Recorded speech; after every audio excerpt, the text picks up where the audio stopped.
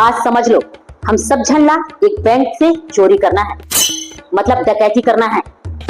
सुन गोलू, तेजा, एक ऐसा लड़का के तलाश कर जो लड़का गोली चलाने में एकदम माहिर हो, निशानची हो, निशाना चुके ना होकर, ऐसा लड़का खोज के लावे।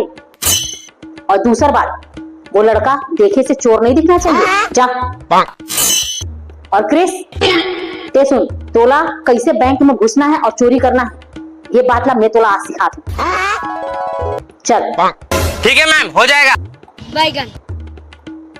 मैम, अरे आगे का गोली।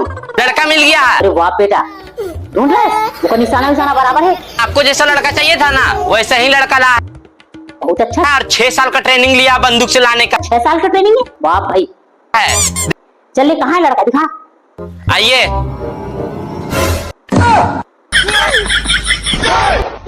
अरे बाप रे, ये निपुट पागल, तू ही से उठा ला।